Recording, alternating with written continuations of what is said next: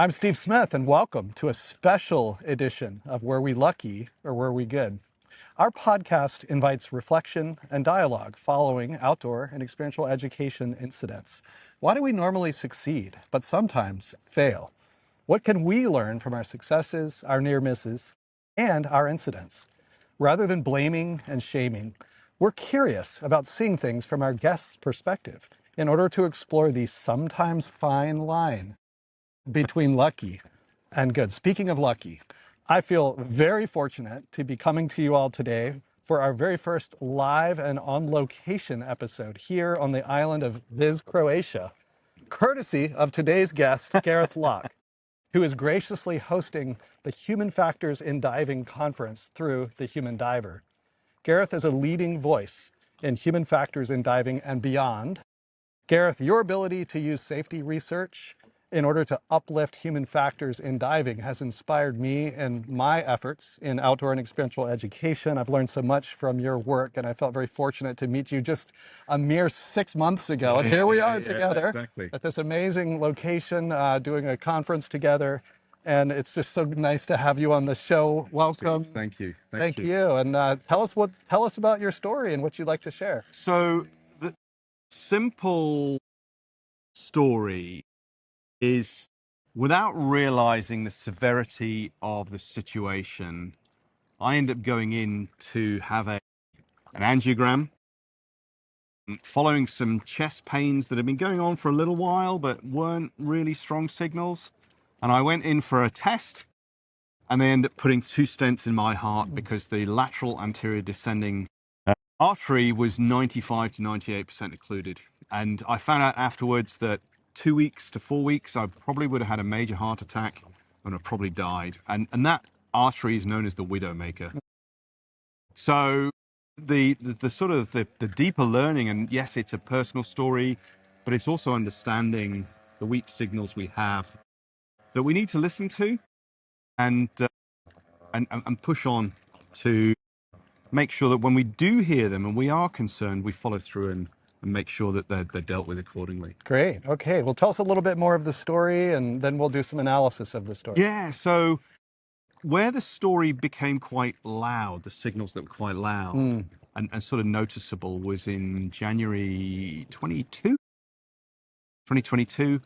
And I just finished a run. I was at my son's house. I've been running. It was a cold winter's day, and I had some chest, but not pains, but it's like when you run in cold air, it's that sort of feeling. And I thought, okay, that's, a bit odd. And then over the next week or 2 weeks, when I would go out for an exercise, like walk the dog or something like that, I would get some discomfort. And I thought, you know what? I'm going to go to the GP. So I go there Friday afternoon, about 5 o'clock in the afternoon, go and speak to the general practitioner, the GP doctor. They said, all right, we'll just stick you on an ECG downstairs and the nurse will come and see you. So I go downstairs, hooked up to the wires, nurse takes the strip off, goes upstairs, and then comes back pretty much straight away and says, chew this aspirin. Uh-oh. And it's just like, I know a little bit enough to say that's not a good thing. Not a good sign. So the GP comes down, looks at the trace and said, that bit there shouldn't be on your trace. It's indicative that you've had a heart attack. It's like, well, I don't feel any different, and so it's not a blue light run to the hospital, but you basically get somebody to drive you there, but we need to do some tests. So I went there and they did some blood tests and they did some more ECGs, and they said, we think there's something there, but we can't really show anything. There's nothing concrete. So I go home after hanging around for a while, and I was sort of programmed to go and speak to the rapid access chest clinic, but because this was the tail end of COVID, the system was much slower. So what should have been probably a 48-hour referral was a 2-week referral. So the onset was, to do it, and it turned into a phone interview, which didn't really tell me anything. And then over a period of time, the onset time between me exercising and getting discomfort was getting less and less. And eventually I went back into the emergency room, self-referred, and I said, look, there's something not quite right. That, I need to be seen. And so that was in the afternoon. saw a consultant around about 7 o'clock and said, look, they said to me, we think there's an issue, although there's no test results showing a positive issue, your symptoms indicate that actually you've got something we need to look at. So we'll book you in for a bed, and then we'll basically see about getting some tests done. And at come 1 o'clock in the morning, I go and speak to the on-call registrar, the doctor, and said, look, I'm guessing you're waiting for a bed. And I said, I know a little bit about medicine, that you're not going to really get beds in the middle of the night, and you're not going to, I am not about to die right now. So I'm not considered a high Priority. risk. You've got a choice. You can stay here till tomorrow when we clear the beds, or you can go home. And I decided to go home, which people might think, why would you do that? Well, telling the COVID out in the emergency room, there's lots of COVID cases out there. And you had not had COVID at this point? Well, I'd had it, but you didn't want it again. I didn't want it again. Yeah. So it's that bit of which is the least worst option there. Yeah. So I went home. I got a phone call on the Monday saying you come into the theatre for a test on the Tuesday morning. So they did the test, and then they said, actually, we now need to insert some stents because your lad is 95, 98% occluded. So it was one of those bits that, I'd done some running. I was pretty fit. The previous summer, I'd cycled 330 Ks in 13 hours on a solo bike ride across the south of the UK. So pretty fit. And actually the doc said, because I was so fit, that's why I hadn't had anything. And my body was compensating, but for whatever reason in that January, something had sort of stepped over the mark, and now the body's going, hey, listen to this. So I'm very lucky to be in that situation, and I'm here. Well, I'm so glad you're here. Thank you. I'm so glad you're here. I'll just say that it's courageous and vulnerable of you as a safety professional and someone who teaches safety to come and share your story with all of my guests. And I wonder if you have any thoughts just on the importance of that vulnerability and like role modeling vulnerability as a safety professional or as someone who cares about safety management.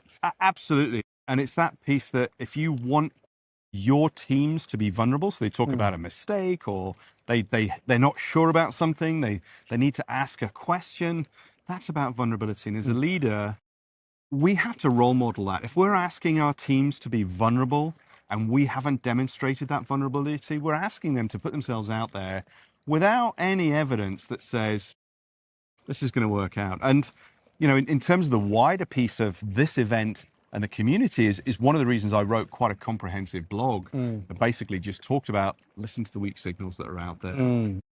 And I'm also quite conscious that I have a big voice in that space. So it's like, oh, Gareth's written this, right? Okay, fine. That might influence other people. And if he can be vulnerable, so can I. Yeah. So well done. That's thank great. you. No. So thank you for that. What's your thinking around some of the lessons learned from your story that might be applicable to folks who aren't necessarily having a similar Yeah. Maybe like how do you apply some of these lessons to your life or to a workplace setting? That bit about abstraction is a critical piece for me, is to take like a theory piece and then say, right, what are the elements? What's the lesson behind the obvious?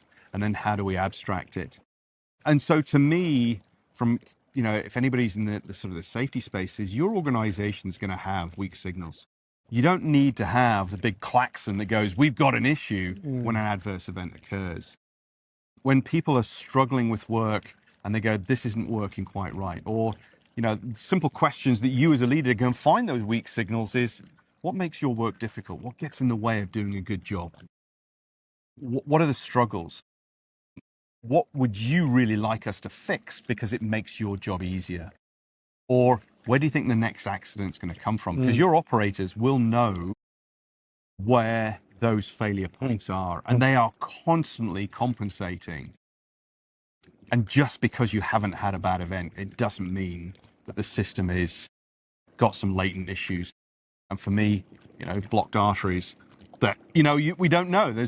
And it's quite easy afterwards to sit there and go, duh, why didn't they do something about it? So interesting.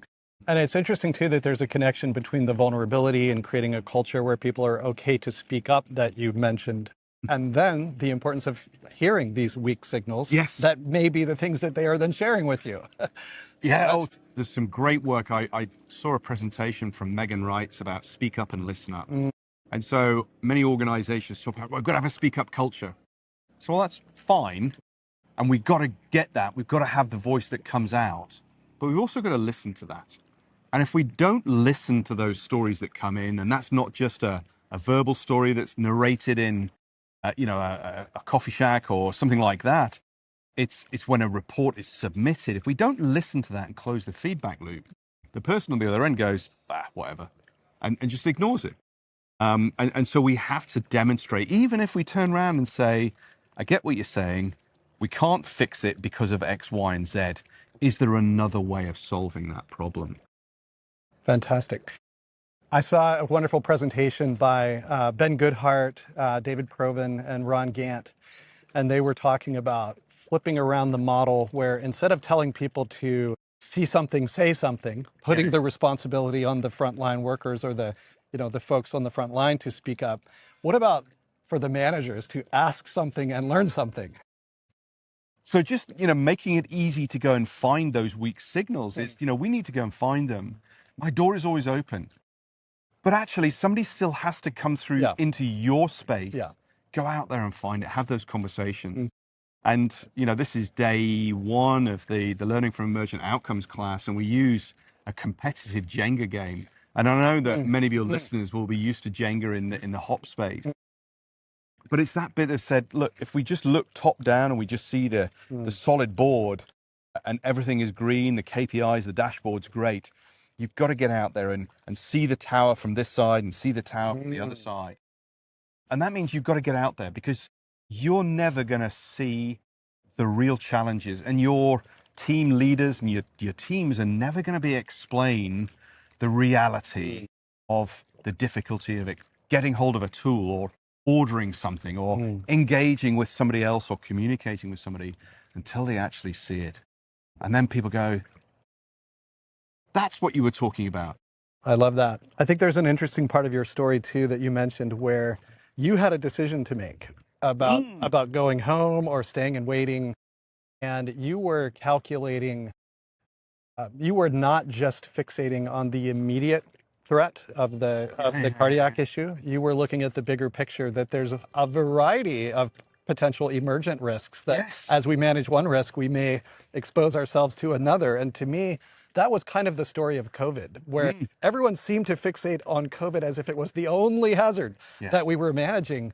And there were so many other things going on. So you sort of went the opposite direction with that, and you made a choice to look at the bigger picture. So I'm just curious if you have any thoughts, or are there some lessons that people should take away from the way that you approached that decision? Some of the programs talk about that I deliver, we talk about business risk and safety risk. And often we'll put two pictures up and we say, right, so got business risk, got safety risk, what's the relationship? And invariably, more immature organizations turn around and say, well, safety risks impacts our business. Because if we get LTIs, got high careers, this is reputational risk that impacts here. And we sit there and go, but actually, what about the other way?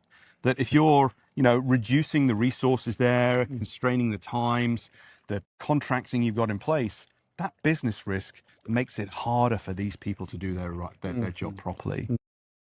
And one that came out this week with some guys in the commercial diving space is people are in the commercial underwater environment are being kept in an inherently hazardous environment. So you're exposing them in that space. So if we spend time writing paperwork and processes that makes things safe because we keep people underwater, actually we're keeping them in that inherently hazardous environment. Oh, that's interesting. So they may be managing their business risk, their reputational risk, because they don't want to have something go wrong. But is that having an unintended consequence in terms of the safety risk and the harm that's associated with the diver that's in the water? And there are no black and white answers. Yeah. And I can see both of us are looking around at the weak signals of the clouds coming over the mountains going, waiting for that 7 o'clock bell to start ringing. That won't be a weak signal. No. That'll be a clear. Well, I was thinking more of the thunderstorm and rain is about to come down shortly. Absolutely. Yes. Well, how perfect would that be? Are there any other safety science concepts that might apply to your story? Well, actually, I mean, the workers imagine, workers done piece is workers imagine we've got a rapid access chest clinic. You get access in 48 hours. Yeah. It's like, well, actually, it was 2 weeks and it was a telephone interview. And so you sit there, and again, because I can rationalize that, and I go, I suppose, actually, local rationality. Because I could sit there and go, why aren't they doing what they're supposed to do? And it's like, well, let's look at the bigger system. What are the pressures? What are driving people to do? It's not because they don't care. They've got other stuff that's going on. And so that local rationality and that curiosity then ties in with a compassion piece that sits there and goes, why are people behaving the way they do? What are the conditions that lead to those behaviors? So you're the first guest to bring up local rationality. Really? And I'm going to invite you to sort of tell the audience a little bit more about what that means and how it might, maybe again, like say how that would apply here. So local rationality is a really powerful concept, and it massively shifts your view of how and why people do what they do. We create our own understanding, sense making of the world based on our previous experiences, and my operations right now that I am doing are shaped by the context, by the language I have, by my previous experiences, by the reward systems. And the critical piece for me when it comes to understanding investigations, learning reviews, learning teams is people will do what makes sense to them at that time, given their experiences, their resources, and their drivers. And in my case, it's that bit of, why didn't I push harder into the healthcare system? It's like, well, I know it's really stretched, and I'm not quite fatalistic about it. And one of the guests here was talking about, we can't forget that when things go wrong, we leave people behind. But I was also in that mindset that sits there and goes, to a certain extent, if something happens, it happens. There's a limit to what I can do to solve problems. But then it's that bit of, well, it starts to get a little bit more serious. The signals get louder, and like, right, I have to do something now. And that's that bit that says, okay. And anybody who's in the safety professional space, the big killer to understanding local rationality is hindsight bias. Because I know what the outcome is. I can join the dots as I look backwards and go, that failed, that failed, that failed, that failed. But in real time, I don't know what the future looks like. And I use an analogy that if I've got a decision that's here, and I've got 4 choices, and I've got 4 choices, and I've got 4 choices, in 3 steps, I go to 64 different potential outcomes. I can't make that computational space in my head. So I pick the most likely. But afterwards, when something goes wrong, somebody can go straight back down that tree and go, that rubbish decision. And I go, well, I don't know what's out there. And I'm only looking 1, 2, maybe 3 steps at maximum. But I'm not looking at all of the different outcomes that there. And hindsight bias is just so ubiquitous. It's almost a common human trait. Yeah. You know, we're almost hardwired. You know, I don't see it as, I mean, I think there can be organizational factors that amplify it or minimize it, but I think we all kind of show up with that as an inherent human characteristic to some extent. And so I think that's just a really important concept that you brought up of hindsight bias. Now, fortunately, I didn't die. I'm still here. And that is another bias that then shapes things. And if I had died, now the effect of severity, outcome, hindsight become much more amplified, because it's like we've got a definite bad outcome. Yeah. And then we can go, well, look, that's obvious. But in the real world, we don't have very many bad outcomes. More goes right than wrong. And that means we have to work much harder to find out that local rationality point to say, instead of, and there's one of my tutors from Lund talk about local rationality investigations. So most investigations start at the point and they go backwards. What they do is they pick an arbitrary time and space and they go, right, why was that a good decision? Why was that a good decision? Why was that a good decision? And understand what led them to here through good decisions. Good decisions. Now, the last one, whatever it was, it's still a good decision. It had a bad outcome. Yeah. But it's that bit of, okay, so what shapes that? What can we do to nudge people to make a better decision in that time, given those circumstances? Yeah, beautiful. Yeah, I love that. So in thinking back on your story, you've talked about local rationality and lots of different concepts. Do you have any advice for people who are running outdoor education programs or trips, something that they might want to take away from your story? Interesting. I think there's the bit that your first book, Beneficial Risk, is about, is the fact that often we frame risk just in the negative, the loss element that's there. But there are always positive elements of that. So if I looked at my story, I can sit there and go, well, my potential loss doesn't appear to be that high. The gains to the system are better because I want the healthcare system to work properly. But there's at some point you go, you know what? I've now got a tipping point, and I'm sitting there going, what's happening? And in the outdoor education space, the positive element, the beneficial risk, can be quite a large weighting factor to why people do stuff.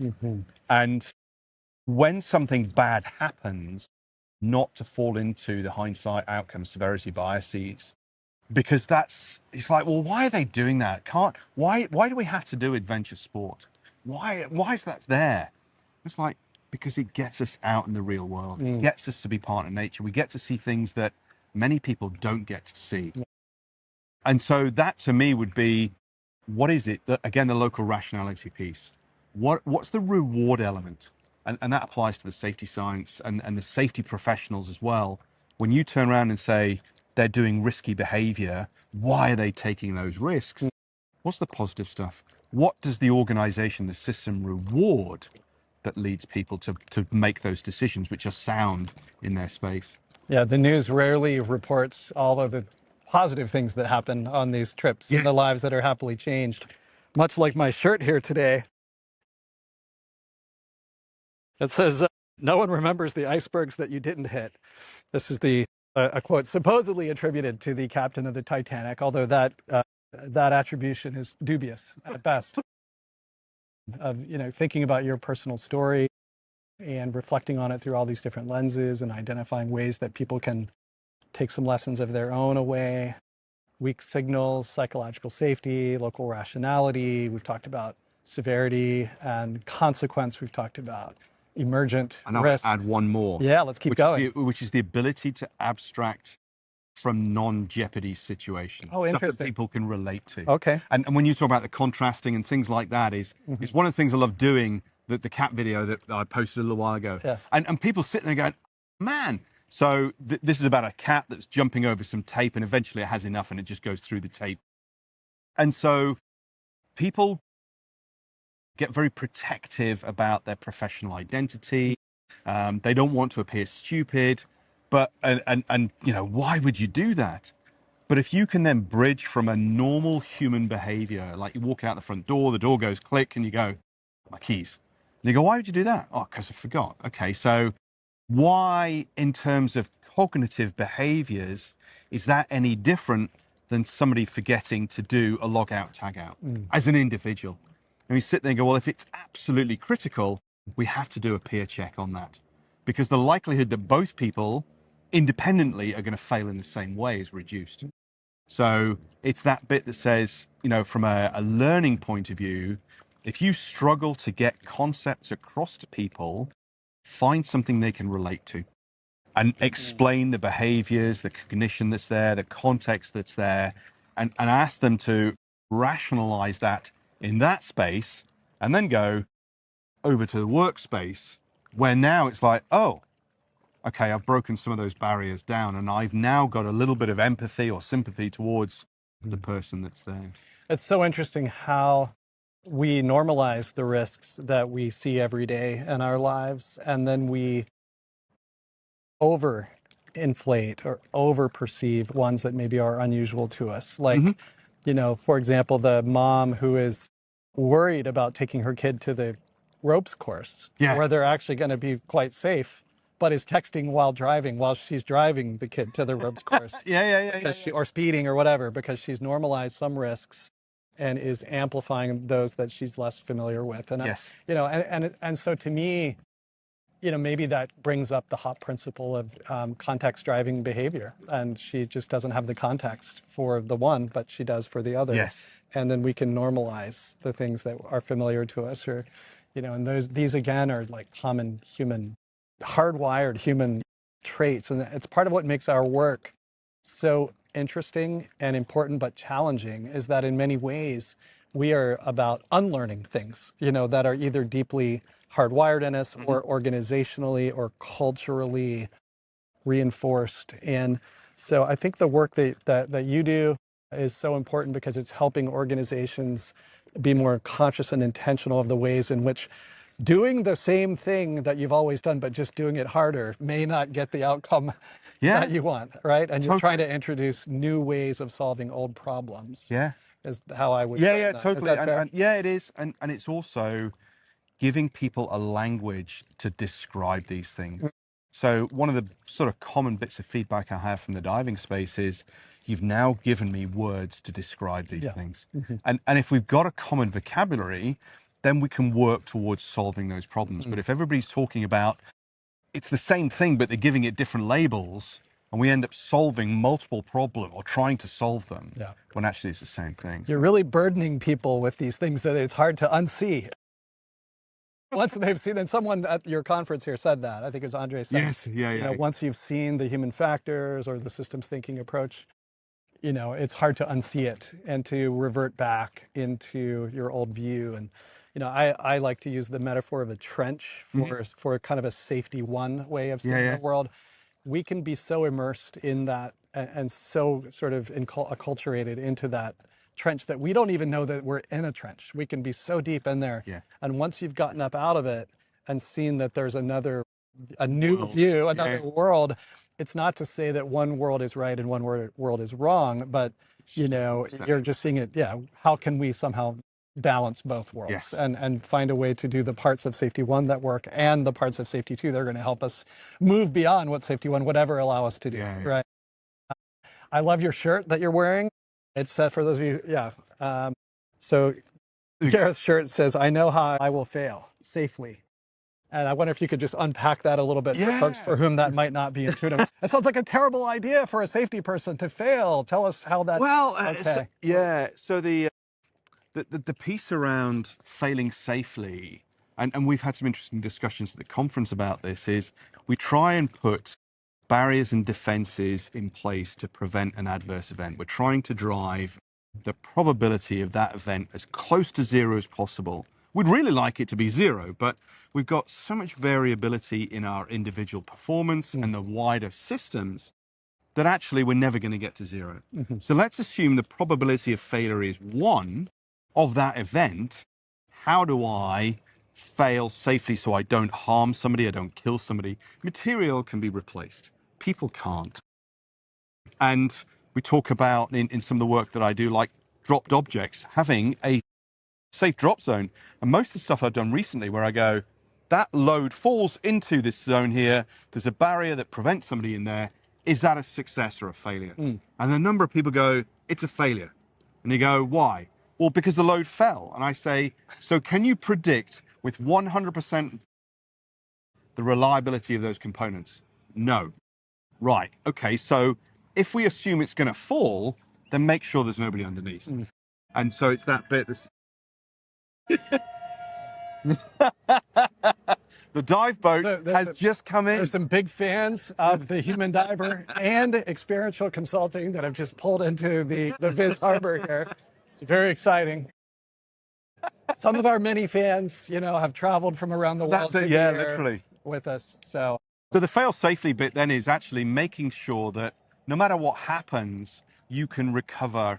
And in the sort of resilience engineering space, they talk about graceful extensibility, is the fact that actually we need to think, we have to be creative, we have to be imaginative, and it's not about being paranoid. You brought up graceful extensibility, which is great. And it makes me think about some of the other positive capacities that Sidney Dekker and others have identified. Things like deferring to expertise at the ground level, or speaking up when you have a safety concern, or not waiting for some annual audit in order to improve, but continuously improving. Yes. And I'm wondering if you would see any positive capacities that might apply to the story that you shared, either by you or by the doctors, or by your family supporting you, or anything like that. I suppose the simplest one is being fit beforehand. Yeah. And actually, to provide some level of resilience and almost inoculation. You almost failed safely. Your heart was failing, but it failed safely because of the work that you'd already put into that. Yeah. So that's what I would say is, and the recognition of that there are bits we can do, and there is a cost to being fit. It takes time and effort, not necessarily the money side, but lots of people are time poor rather than money poor. Yeah, absolutely. Well, you had a Widowmaker event. Here you are with us, and I have to ask if you would analyze yourself as lucky or good in this story. Yes, and it absolutely is. And I know you want a binary answer, but no. In reality, just like the world, it's messy. There is a little bit of black and there's a little bit of white, but there's an awful lot of grey in between. And I think that's the other piece, is being comfortable with being uncomfortable, not having all the answers. And, we, in the high risk space we operate, we don't manage risk, we manage uncertainties. And people want to lock down to make things certain. But in reality, we can't. And that's where that fail safely piece comes, is if I can't guarantee that things are going to be good, controlled, how do I make sure they don't end up catastrophic? So there's a thing called hindsight bias, and then there's also foresight, which you demonstrated, because the rain that you predicted is now just lightly beginning, perhaps indicating that we should wrap up in another question or two. But yeah, so any kind of final thoughts for the folks here today, that something you wanted to share that you haven't had a chance to? No, I think the only thing is that just always consider risk as having a positive element. So we want to get the gains and the power of language. So are you risk averse? Are you risk seeking? Or are you loss seeking or loss? Beautiful. So if you have a problem with a manager who talks about, I'm risk seeking. Okay, because we want to get the business bit. All right, what's your view on loss then? How tolerant are you of losses? And that's an easy way to reframe the... I love that so much. Well, Gareth, this has been a wonderful conversation. If it wasn't raining, I think we'd go on for another hour, but our boat has come in, as yes, they like to say. Exactly. Yeah. So maybe we'll wrap things up, and I'll thank you so much for having me here with you in Croatia, for all that I've learned from you for a long time now, and just especially the last 6 months. And thanks to all of you for listening to this on-location edition of the Lucky or Good podcast. Perhaps the only one we'll ever broadcast from Croatia, but you never know. And remember, despite the show's title, we can be both lucky and good. But luck is not a risk management strategy. Fortune favors the prepared, so let's keep sharing our stories and learning from each other to be the most prepared. And if you would like to be a guest on our show, please check the show notes and learn more about how to be a guest at luckyorgoodpodcast.com. Gareth, thank you so much for being here. Thank you very much, Steve. Now I go, push! Brilliant. Thanks very much. Cheers.